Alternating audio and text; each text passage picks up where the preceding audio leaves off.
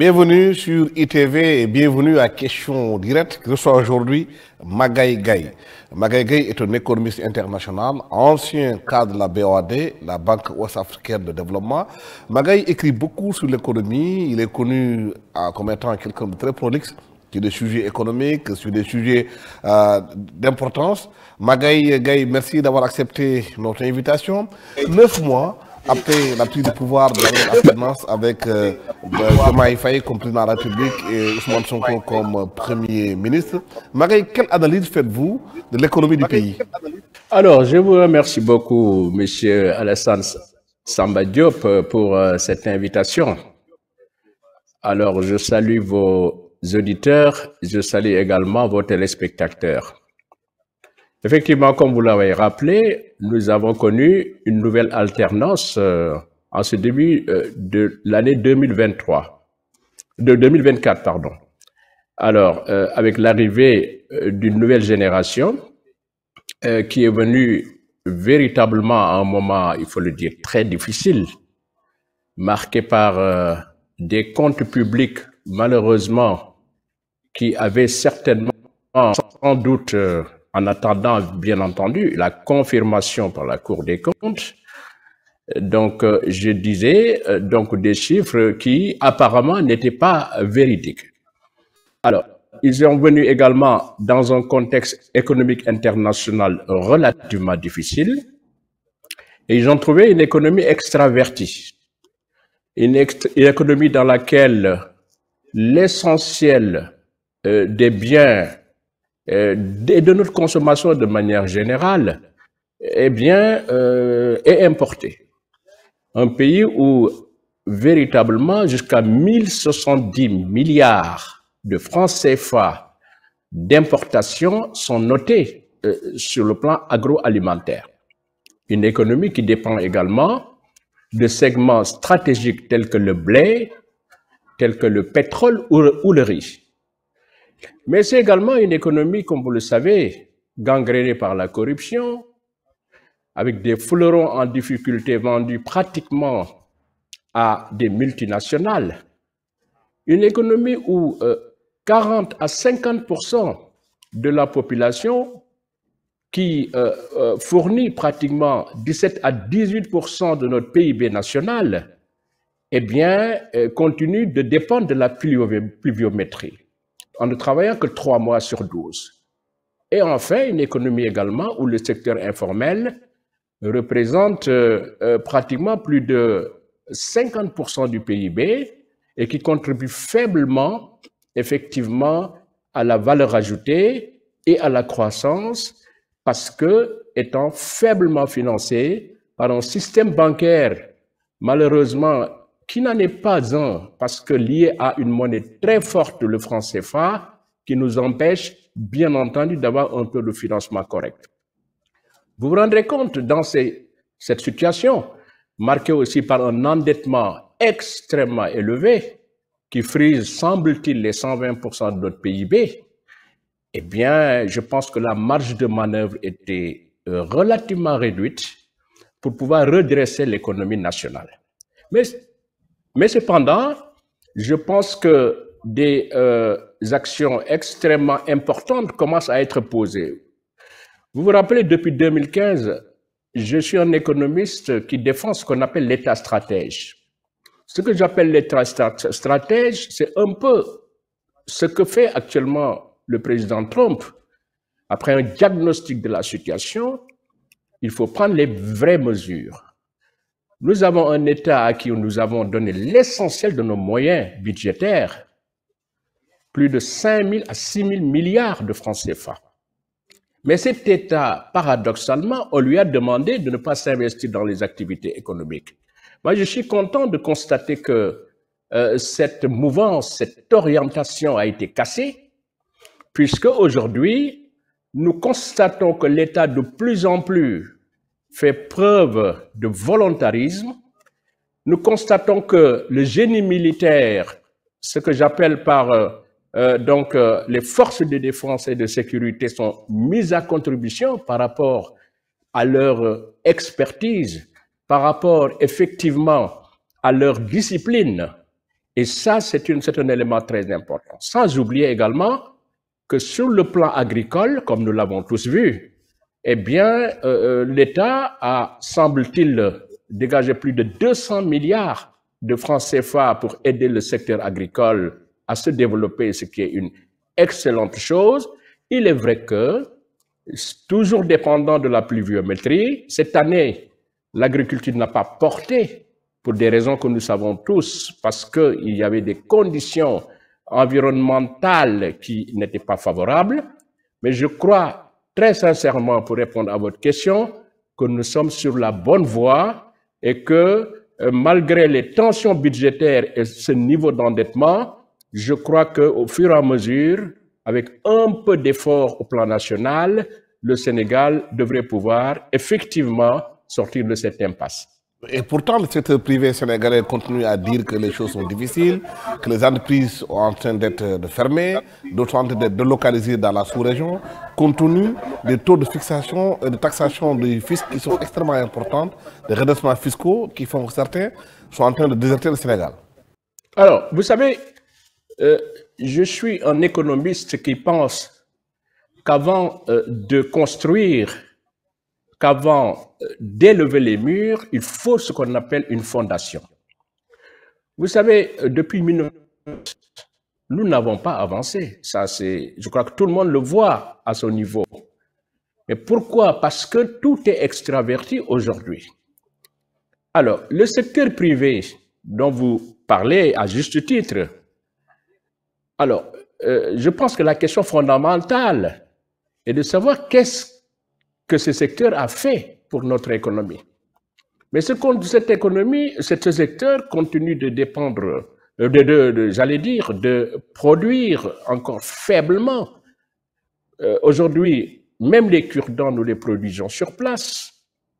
Alors, qu'est-ce que ce secteur privé a fait pour permettre à nos mangues en Casamance de pouvoir avoir une transformation?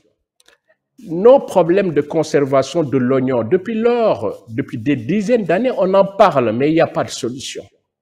Pourtant, les Indiens, le secteur privé indien vient investir, le secteur privé d'autres nationalités viennent investir ici, les Turcs, les Français, etc. Donc, je crois qu'aujourd'hui, nous avons un sérieux problème de capitaine d'industrie.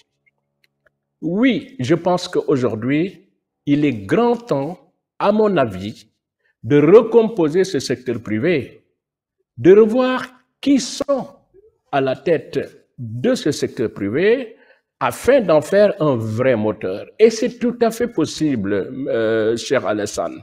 Parce que vous savez que le problème de nos pays, c'est que nos États, on les incrimine toujours.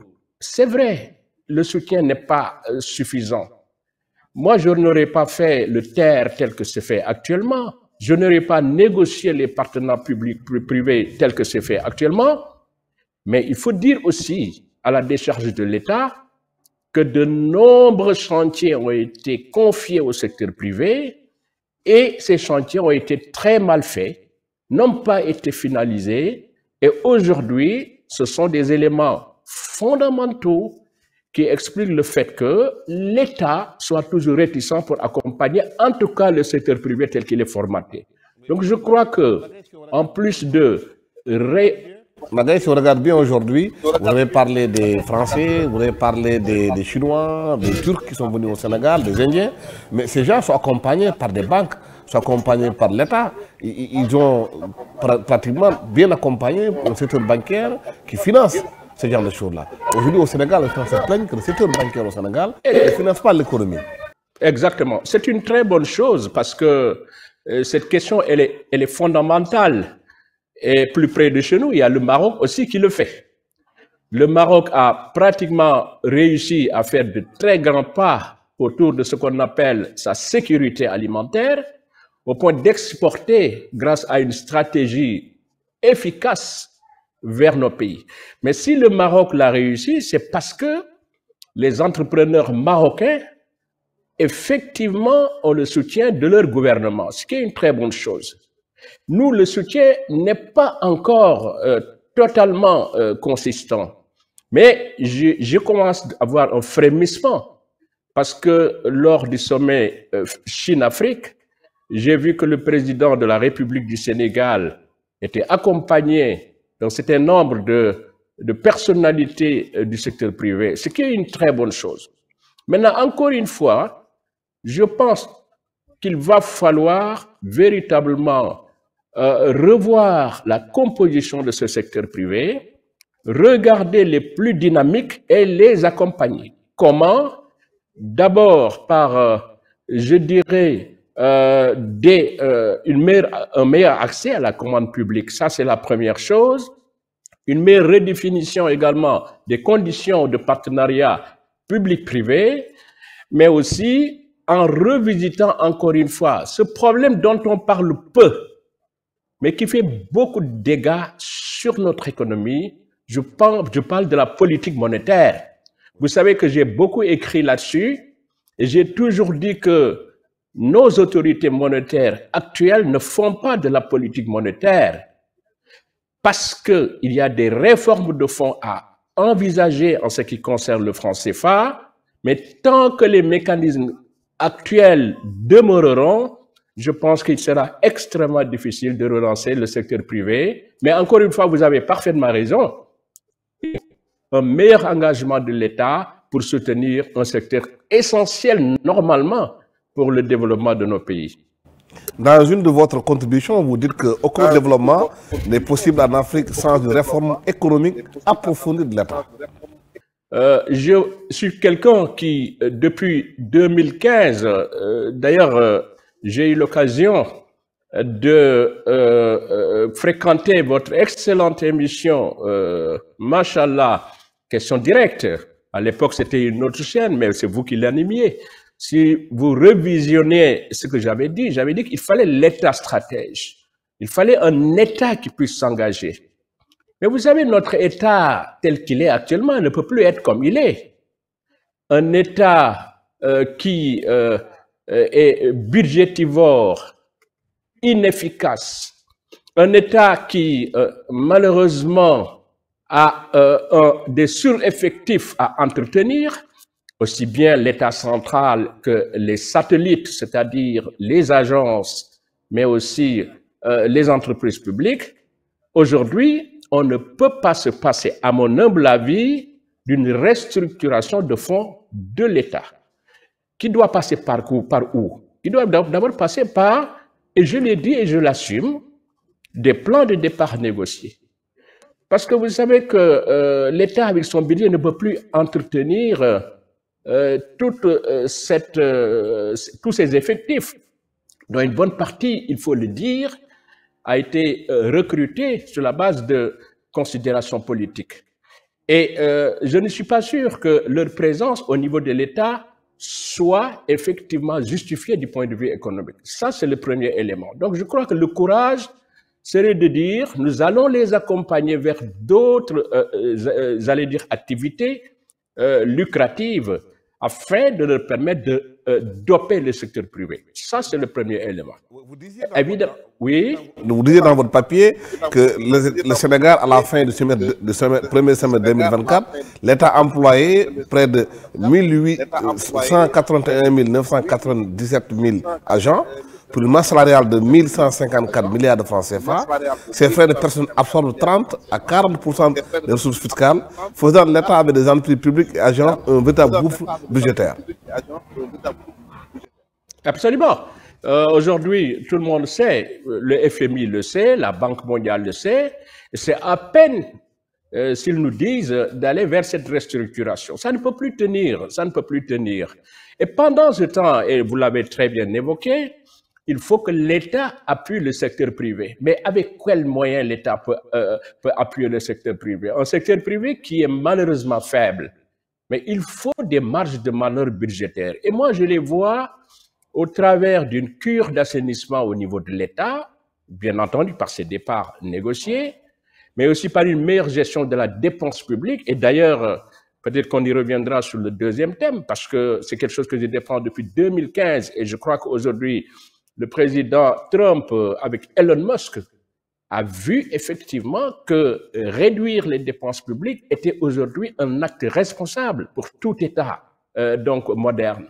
Donc, je dis que ça passe par ces départs négociés, mais aussi ça doit passer par une meilleure, j'allais dire, maîtrise de la qualité de la dépense publique. Nous dépensons mal. Depuis 60 ans, le Sénégal dépense très mal. Regardez le building administratif, Mamadou Dia. On a investi de très nombreuses sommes d'argent. Mais aujourd'hui, le problème, c'est que ce n'est pas terminé. Et pourtant, pendant qu'on était en train de réfectionner ce building administratif, de l'autre côté, eh bien, on avait des sphères militaires qu'on était en train de construire. Donc ça, c'est ce qu'on appelle des problèmes d'arbitrage au plan économique. Vous savez, la BOAD, dont vous avez rappelé, je suis originaire professionnellement de cette institution, accordait beaucoup d'importance à ce qu'on appelle l'identification de projets. Les projets, il faut bien les sérier, bien les identifier. Et enfin, je pense qu'il faut aller vers davantage de digitalisation afin de permettre à notre État véritablement de réaliser des économies, mais également d'être beaucoup plus efficace à l'heure où nous sommes dans les nouvelles technologies de l'information. Je suis même en train de proposer que certains ministères soient déménagés à l'intérieur du Sénégal pour booster l'activité économique, mais également pour améliorer ce qu'on appelle le transport interurbain et pour permettre également de dégager de l'espace au niveau de la capitale Dakar. Oui, ça nous permet d'aborder le sujet avec Trump qui est venu au pouvoir. On a vu les mesures qu'il a prises très rapidement qui ont affecté le Sénégal, le secteur énergétique avec le MCA qui était là, avec plus de milliards de francs CFA qui devaient être investis. Et est-ce que cela doit pousser les États africains davantage à plus de souveraineté, de prendre en charge leurs problèmes, préoccupations, de ne pas compter souvent sur l'extérieur? Vous avez campé et très bien campé la problématique. Beaucoup de gens, beaucoup d'analystes pensent que Trump, il est venu et que c'est une menace pour nos pays. Moi, je pense le contraire. Je pense que M. Trump, en sa qualité de responsable de la principale puissance économique mondiale, ne fait que défendre les intérêts de son pays. Parce que lorsqu'il est venu, qu'est-ce qu'il a constaté? Un peu comme nous. Il a constaté que, au plan macroéconomique, eh bien, les États-Unis étaient dans une certaine impasse. L'endettement des États-Unis par rapport à son PIB représente plus de 120%, figurez-vous. Ensuite, ce que nous avons constaté, c'est que le chômage repart aux États-Unis.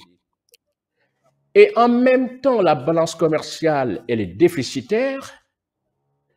Et les États-Unis dépendent beaucoup de la Chine en ce qui concerne les bons du Trésor américain, plus de 1000 milliards de dollars justement de placements chinois, et les États-Unis étaient vulnérables.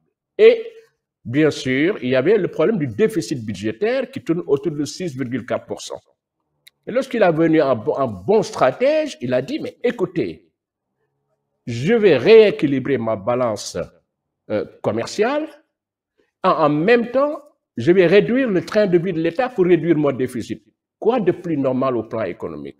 Évidemment, on peut discuter la manière dont il s'y est pris. Pourquoi? Parce que tout le monde sait que l'économie américaine, telle qu'elle est formatée, une augmentation des droits de douane, donc avec le commerce extérieur, est de nature à poser des problèmes à cette économie américaine à 3 niveaux. D'abord, au niveau de la croissance mondiale, vous savez que nous avons constaté que la croissance mondiale est une croissance qui est interdépendante. Il suffit qu'on augmente les taux de droits de douane pour que la croissance puisse baisser. Un rapport du FMI a montré qu'une augmentation des droits de douane de 10% pouvait engendrer une baisse de la croissance mondiale de 1 à 2%. Ça, c'est le premier élément.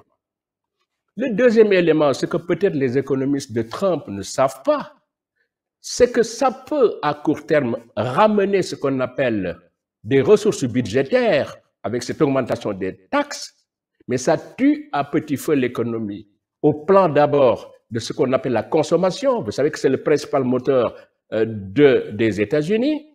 Il suffit qu'on augmente les taux de droits de douane pour que l'inflation puisse arriver au niveau des États-Unis. Les consommateurs vont avoir moins de marge de manœuvre pour épargner et ça peut déteindre sur l'investissement. Et de l'autre côté, les entreprises peuvent également avoir des problèmes.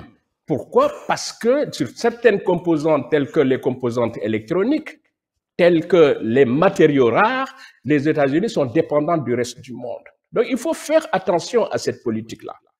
Alors, maintenant, sur la question de l'aide, sur laquelle le nouveau pouvoir a décidé d'observer une pause de 90 jours, je crois que c'est une bonne chose pour nos pays. Parce que ça va nous ramener à cette lancinante question, justement, eh bien, de la souveraineté économique. Il faut qu'on puisse mettre dans la tête que nous avons les moyens de notre développement. Il faut y croire. En faisant quoi? Et nous l'avons rappelé tout à l'heure dans la première partie, en étant plus responsable dans notre façon de conduire les affaires de nos pays. Maintenant, il peut y avoir des effets difficiles, parce que vous savez que un pays comme le Sénégal, avec un montant global de près de 600 milliards de programmes négociés avec les États-Unis au niveau de l'USAID, mais en même temps au niveau du Compact 2, eh bien, c'est des investissements en pause, c'est un emploi qui va se poser, un problème de chômage qui va se poser, parce qu'il faut rappeler que l'USAID, par exemple, c'était pratiquement plus de 10 000 personnes employées à travers le monde, mais c'est un budget de l'ordre de 50 milliards de dollars en 2023 et 2024. Donc, vous vous rendez compte, une fois que ce problème du chômage se pose, ça va exacerber le chômage au niveau de nos pays. Ça, c'est le premier élément, même s'il faut dire quand même que cette aide n'est pas altruiste. Les États-Unis ont toujours utilisé l'USAID et le Compact pour asseoir leur domination. Et je ne sais pas qu'est-ce qui pique l'équipe Trump, mais ils doivent savoir que s'ils vont dans cette direction, eh bien, ils vont affaiblir encore davantage l'influence américaine dans le monde et la Chine est en embuscade, de même que la Russie.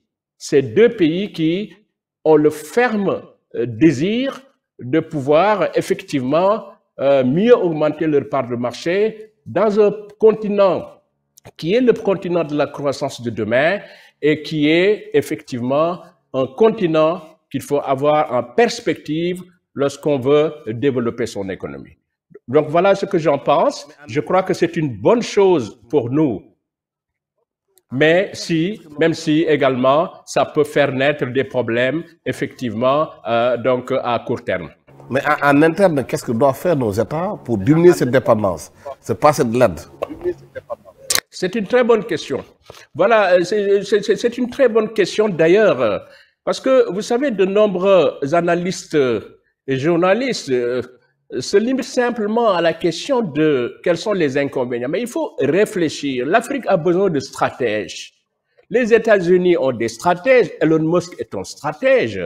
Le président Trump est un stratège. Mais nous aussi, il faut qu'on ait des stratèges. Il faut anticiper. Et moi, je vois trois éléments fondamentaux. Le premier élément fondamental, c'est que il faut encore une fois travailler dans le sens de la souveraineté économique. Ce sont les éléments que vous rappeliez tout à l'heure, que j'ai d'ailleurs résumé dans un terme ou dans une expression. Il faut restructurer l'État, faire en sorte que l'État vive véritablement en deçà de ses moyens et puisse aller à l'essentiel. Maintenant, il y a un deuxième élément qui me semble très important. Vous savez que cette information, nous l'avons reçue tous comme ça, dans les médias, et ça ne concerne pas que le Sénégal, ça concerne plus de 120 pays. Donc je crois que la première chose, c'est d'aller à l'information. La stratégie, ça commence par ça. Qu'est-ce que les États-Unis veulent maintenant faire avec ces programmes-là? Et là, j'attends la prouesse diplomatique du Sénégal pour aller justement vers, j'allais dire, la transformation d'une menace en opportunité. Il faut que le Sénégal, qui a toujours été connu par ses talents diplomatiques, par ses réseaux diplomatiques, puisse aller, même s'il le faut, solliciter, bien sûr, une audience auprès du président Trump et ses équipes pour leur montrer trois choses.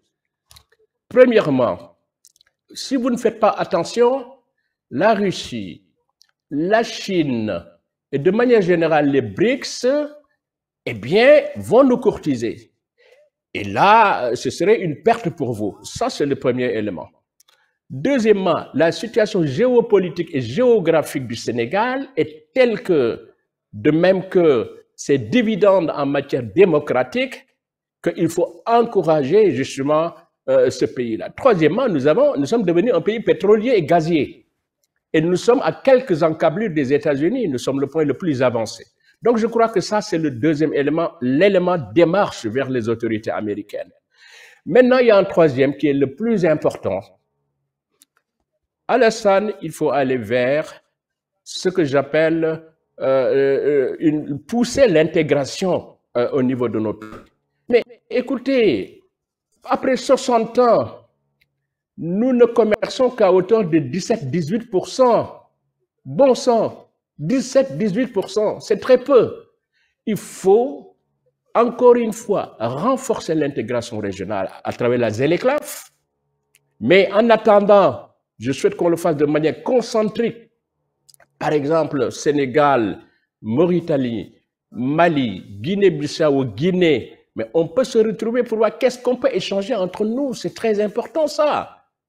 Et puis deuxièmement, aller également pour faire un plaidoyer au niveau international, surtout au niveau africain, pour que désormais, eh bien, qu'on puisse véritablement développer ce commerce. Parce que n'oubliez pas aussi qu'un pays comme l'Afrique du Sud, par exemple, avec son secteur immobilier, automobile, a besoin de ces marchés-là parce que bientôt, ils vont avoir des problèmes avec Trump, avec l'AGOA qui va être suspendu certainement en septembre. Deuxièmement, vous savez, le textile également éthiopien, kenyan, etc., aura des problèmes certainement pour l'accès aux États-Unis. Donc, il est grand temps que nous renforcions nos moyens de coopération, mais également développer effectivement la densité commerciale en termes d'échanges en nos pays. Voilà, merci infiniment à Magaye Gaye. Je rappelle que vous êtes économiste international, ancien cadre de la BOAD, la Banque Ouest-Africaine de Développement, que nous parlons avec nous de l'actualité économique au Sénégal et sur le plan international, quelles sont les répercussions, les conséquences et surtout quelles sont les réformes qu'il faut faire en interne pour que le Sénégal soit beaucoup plus serein par rapport au monde entier. Merci d'avoir été avec nous pour ce plateau de ITV. Merci à toute l'équipe technique qui m'a accompagné pour la réalisation de cette émission. Merci. Au revoir.